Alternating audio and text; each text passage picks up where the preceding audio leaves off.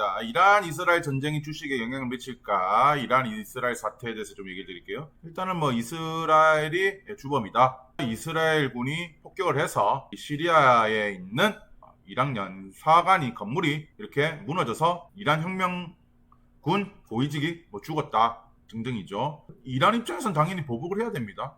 왜냐면 국가의 자존심이 걸린 문제고, 그래서 이제 단기간에 영향을 미치겠지만 오래 가지 않을 것이 전 예상합니다. 왜? 이란 입장에서는 어쨌든 간에 자기 대사관이, 외국에 있는 대사관이 이렇게 무너졌으면 조치는 취해야죠. 그게 보복이 어떻든 간에. 하지만 이란도 장기간 가려고는 안 할 겁니다. 미국 입장에서도 별로 탐탁치 않게 될 거예요. 왜냐면 대선이 있기 때문에. 바이든 입장에서도 전쟁을 꾸준히 간다는 거, 그래서 유가가 올라가는 거를 탐탁치 않게 여길 겁니다. 물론 적정선에 유가가 올라가는 거는 좋겠지만 너무 가파르게 오른다면 미국 입장에서도 좋아하진 않을 거예요. 주가의 미래는 모릅니다. 환율과 유가의 영향이 당연히 받겠죠. 환율도 오를 것이고 유가도 오를 겁니다. 전쟁이 고조화가 되면 당연히 안전자산인 환율과 금에 자금이 몰릴 것이고, 자금이 몰린다는 건 그만큼 가격이 올라가겠죠. 왜냐하면 살려는 사람들이 점점 많아지니까요. 유가도 당연히 오를 겁니다. 환율이 오르게 당장은 수출 기업에게 좋지만 또한 원자재 가격이 폭등으로 역시 이익률이 낮아질 수밖에 없습니다. 그래서 장기간 되면은 회사의 실적은 당연히 안 좋아지겠죠. 환율이 오르게 외국인들이 한국 시장에 매수가 유입될 수 있습니다. 하지만 장기간 되면은 당연히 기업의 실적이 안 좋기 때문에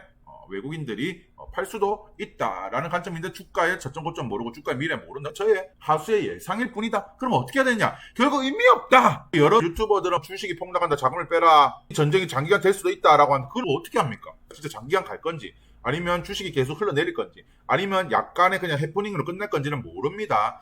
자, 삼성전자 우선주를 예로 들게요. 2019년 때 한번 확 떨어진 적이 있어요. 미국 이란 분쟁도 있지만 대한민국과 일본의 반도체 중요 수출품, 반도체 제품 있죠. 일본과 사이가 안 좋아져서 폭락한 적이 있고, 그리고 2020년 때도 폭락한 적이 있습니다. 코로나 사태였죠. 또 2022년, 2023년에 또 한번 폭락한 적이 있습니다. 바로 미국의 중국 반도체 제재로 인해서 중국의 반도체를 잘 팔지 못하는 부분도 있었고요. 그리고 세계적인 이제 경제가 안 좋아서 이 메모리 기업들, 메모리 반도체가 안 좋아진 것도 여러 가지 있습니다.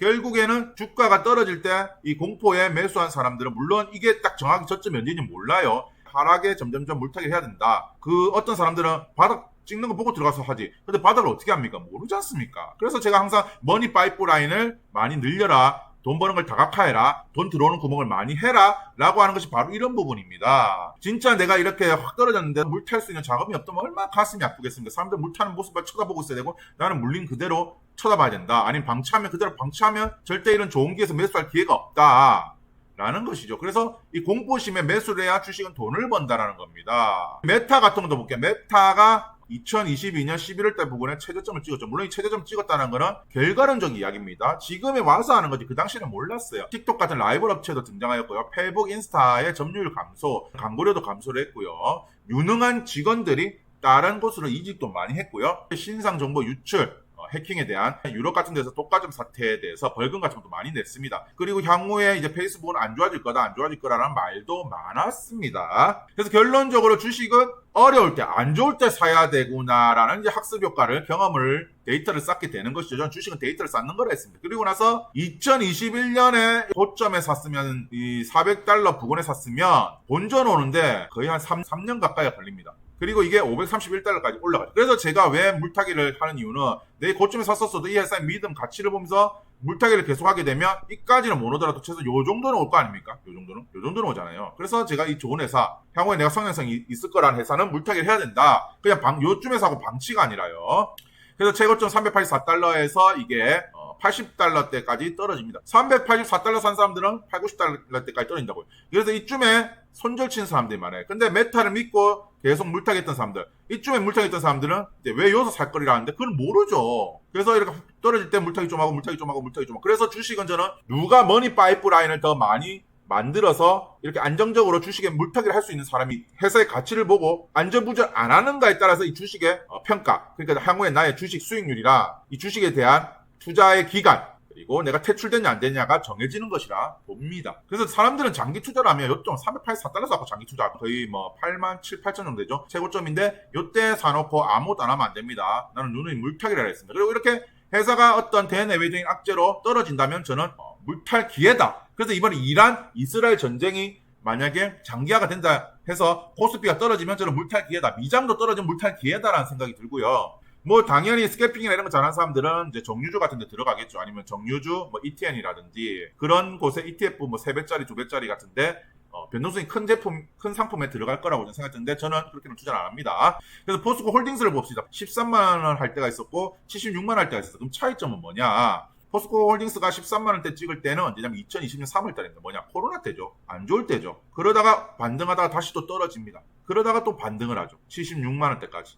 76만 원대 언제입니까? 2차전지가 핫하다는 2023년 아닙니까? 그래서 이제 확률적으로, 통계학적으로, 학습 효과로, 주식은 기존 투자자가 좋을 때 사는 게 아니라 징징거릴 때 사야 되는지 스테디 팔사님께서 이렇게 얘기하는구나라고 이제는 이해 가시겠죠. 가치 투자가 아니라 가치, 밸류 투자를 해라는 게 바로 이런 겁니다. 그래서 주식이 힘든 이유는 오르는 종목은 계속 오를 것 같아서 사람들이 들어가요. 하지만 떨어지는 종목은 바닥이 어딘지 몰라서 더 떨어질 것 같아서 못 삽니다. 하지만 그 반대로 투자를 해야 되겠죠. 그리고 최저점을 내가 맞춘다는 생각으로 절대 투자하시면 안 됩니다. 그리고 최고점에 내가 판다는 생각으로 절대 하시면 안 돼요. 그건 모릅니다. 우연히 몇 번은 내가 맞출 수 있지만 그건 그냥 운인 겁니다. 그래서 제가 주식을 안 보는 이유는 주식 같은 경우에는 내가 요때 사랬죠, 요때 팔랬죠라고 하는데 결국 결과론적 이야기고 그 사람들이 그렇게까지 얘기하는 정확히 모르지 않습니까? 그 사람들 시기가 지나왔기 때문에 차트를 보고 여기가 고점이고 여기가 저점이래를 알아맞혔지. 그 사람들이 정확하게 13만 3천 원이 저점이에요! 그 시간이 저점이에요! 라고 한 사람은 없습니다. 그래서 저는 차트 잘 안 보고요. 차트 볼 줄도 모릅니다. 그러면 무조건 장기 투자해야 되나? 아니죠. 아닙니다. 하지만 우리는 모릅니다. 한국세일석유 같은 경우는 60만 원대가 20만 원대까지 떨어졌죠. 자, 그러면 예를 들어 이런 경우 있어요. 한국세일석유를 내가 60만 원에 샀어요. 근데 이 사람은 그냥 방치했으면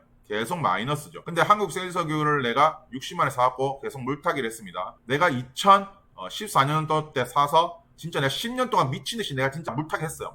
그럼 이 사람은 본전이 오실 수도 있고 약간 소폭 상승일 수도 있고 소폭 마이너스 됐을 수도 있어요. 거기다 배당까지 재투자했다면요. 그러면 이 사람은 큰 수익 못 벌었죠. 어쨌든 돈을 모았지 않습니까? 돈을. 원금은 어마어마하게 됐을 거란 말이죠. 그러니까 한국세일석유 60만에 사서 20만 원대까지 방치를 하는 게 아니라 계속 꾸준하게 물타기를 했다면 큰 돈을 벌지는 못했을지언정 그 원금은 덩어리가 커졌을 겁니다. 내가 한 조씩 한국세일석유를 만약에 60만 원이다. 60만 원 샀고 또 떨어져서 50몇만 원 샀고 또 40몇만 원 떨어져 샀고 30만 원 떨어져 샀고 20몇만 원 떨어져 샀어요. 점점점 샀습니다. 그래서 10년 동안 하루에 두 주씩 한 주씩 샀으면 지금 덩어리는 커졌을 거 아닙니까? 내가 흥청망청하게 쓸지 모르는 그런 돈을 내가 어쨌든 간에 한국세일석유에 장기 투자했다. 그래서 장기 투자했으면 60만 원 그대로 방치하는 게 아니고 방치하면 안 된다 생각해요. 물타기를 끊임없이 해야 된다는 전 주의입니다. 그러면 이게 물타기를 계속 해갖고 20만 원대도 사고 30만 원대도 사고 40만 원대도 샀을 거 아닙니까? 그럼 어느 순간 물타기를 많이 했던 사람 입장에서는 지금 소폭 상승. 물론 엔비디아나 이런 빅테크 기업에 비해서는 10년 투자해놓고는 거의 뭐 수입이 크진 않겠지만 어쨌든 간에 내가 원금이나 돈을 많이 모았고 그럼 지금은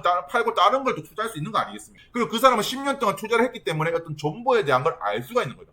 그래서 이런 종목을 사놓고 물타기 하면 안 된다는 사람들, 물론 그런 방식을 얘기하는 사람들의 저는 패턴도 존중하고요. 하지만 저 입장에서 만약에 제가 한국세일석유를 샀다면 저는 계속 물타기를 했을 겁니다. 장기 투자를요, 그냥 사놓고 방치한 게 장기 투자라고 생각하는 사람이 있는데요. 장기 투자는 첫 번째는 뭐냐면 저점에 담아서 고점에 파는 겁니다. 근데 저점 고점 모르니까 대충 대내외적인 악재로 기존 투자자들이 팔고 나가는 경우를 우리는 보는 경우인데, 자, 이때도 그 산업이 사양 산업이라면 무조건 장기 투자하면 안 되겠죠. 예를 들어 연탄을 만든다든지, 그리고 어떤 문방구 같은 사업, 오프라인인데 뭐 소매 사업, 이런 건 이제 앞으로 온라인 때문에 이제 없어지는 거지 않습니까? 롯데케미칼 같은 경우는 최고점이 2018년대인데 이때는 중국 경기도 좋았고 중국에서도 엄청나게 이 에틸렌 같은 많이 했죠. 이게 세계 경기가 좋아지거나 그 나라 경기가 좋아진 다음에 에틸렌 수요가 많이 폭발합니다. 에틸렌은 반도체와 더불어서 산업의 쌀이라고 합니다. 그래서 엄청나게 많이 중국에서는 수입했는데 이제 중국은 소비국에서 자기들이 생산국으로 바뀝니다. 그러니까 점점 떨어지고 또 문제가 뭐냐면 너무 좋다 보니까 이게 반도체도 마찬가지고 에틸렌도 마찬가지인데 너무 좋다 보니까 석유화학 업체들에서 투자를 많이 합니다. 투자를 많이 하게 되면 생산을 많이 하게 되고 생산을 많이 하게 되면 공급이 많아지고 공급이 많아지면 그 제품의 가격이 떨어지는 거죠. 거기다가 수요가 더 없게 되면요. 회사 입장에서는 점점 안 좋아지는 겁니다. 투자는 투자를 했는데 그만큼 팔리지 않으니까요. 그래서 이게 코로나 때 10만 원대까지 떨어집니다. 그리고 잠깐 반등하다 다시 또 떨어지죠. 그러면 자, 내가 45만 원에 샀어요. 이 업체를 나는 그냥 존버하겠어 라고 한다면 계속 사는 거죠. 물타기 하는 겁니다. 요쯤에서도 물타기 하고 여기서도 물타기 하고 여기서 계속 물타기 하는 거죠. 그러면 이 사람은 지금 마이너스 크겠지만 덩어리를 많이 모았지 않습니까? 석유화학은 변동성이 큽니다. 시크니컬이 있는 거고요. 반도체와 똑같습니다. 그렇기 때문에 그 시크니컬을 보고 투자해야 된다는데 그걸 어떻게 합니까? 그건 모릅니다. 그래서 요약해보자면 무조건 정보가 오래 가져가는 게 답은 아니다. 주식에 무조건 없습니다. 자, 보십시오. 이렇게 좋은 업체들도 한국세일석유, 롯데케미칼도 옛날에 가치 투자 책들에서도 추천하고 많이 나왔던 종목입니다. 이런 종목도 우하향하잖아요. 하지만 내가 떨어질 때마다 물타기를 하고 가지고 갔으면 예적금이라 치면은 지금 몇 천만 원 이상 모으는 그런 종목이 되지 않았겠습니까? 한 주 한 주 샀다면. 향후에 갈 종목을 분석해서 데이터를 통한 투자를 해서 가져간 게 바로 답입니다. 일본 최고의 증권사인 노무라는 일본이 세계대전에서 패배할 때 주식시장에 가감히 투자를 했습니다. 그리고 일본이 재건 이후 급성장한 경제 발전으로 일본은 물론 세계 최고의 증권사 중 하나의 회사가 되었습니다. 내가 지금 투자하고 있는 회사가 이란 이스라엘 전쟁으로 인해서 주가가 폭락한다면 땡큐 하면서 담을 기회라는 거죠. 그냥 방치하는 게 아닙니다. 그거는요 진짜 좋은 기회를 날려버리는 겁니다. 때로는 물론 이제 주식 각각마다 자기들이 특징이 있는 겁니다. 하지만 제 기준에서는 이렇게 악재로 떨어진다면 감사합니다. 땡큐 베리 머치 하면서 담는 기회라 생각합니다. 주식은 편하게 고점이 아닌 불편하게 저점에 매수해야 된다고 생각합니다. 물론 저점 고점은 없습니다. 그 기준은 기존 투자자들이 가즈할 때 그리고 기존 투자자들보다 비싸게 살 때, 저점은 기존 투자자들보다 싸게 살 때, 기존 투자자들이 막 징징거리면서 막 엄청 화낼 때, 그것도 약간 참조해야 되는 거죠. 그래서 항상 제가 얘기하는 게 머니 파이프라인을 다각화해야 된다. 내가 머니 파이프라인을 한계거나 실직을 했거나 돈이 안 들어온다. 그러면 만약에 이란 이스라엘 전쟁으로 주가가 떨어져서 코스피가 많이 내려앉았어. 미장이 많이 내려앉았어. 그러면 그때 살 수 있는 기회인데 마침 딱 그때 못 산다라는 거예요. 마켓 타이밍은 워렌 버핏도 피터 린치도 필립 피셔도 못 맞춘다 했습니다. 우리 같은 사람들은 절대 바닥을 찾을 수가 없습니다. 그렇다면 내가 모아간다면 마켓 타이밍이 어딘지는 모르겠지만 들어간 다음에 꾸준하게 물타기를 하는 것이고요. 여러분들이 주식 투자에서 왜 손실 나냐면 어떤 사람의 말을 듣고 아니면 그냥 충동 매매로 어떤 특정 시점에 들어가서 내 재산의 대부분 뭐 한 70% 이상을 꼬라박기 때문에 머니 파이프라인을 다각화하는 노력을 해야 됩니다. 왜? 머니 파이프라인 다각화하면서 인생을 열심히 살면 내가 주식에 그나마 관심을 더 가져요. 근데 내가 주식에 관심을 더 가지면서 MTS를 계속 보게 되면 나는 MTS 보면서 나의 이성적인 판단을 할 수가 없기 때문입니다. 차라리 유튜브를 하는 것도 좋고요. 블로그 하는 것도 좋아요. 떨어진다면 물타기를 해야 되는 거죠. 그래서 유튜브 영상 찾아보면 이란 이스라엘 같은 전쟁 찾아보면 사람들마다 지금 주식 팔아야 된다. 아니면 떨어지면 주식 사야 된다. 각각 다 내용이 틀려요. 왜? 그게 당연한 겁니다. 주식의 미래는 모르기 때문입니다.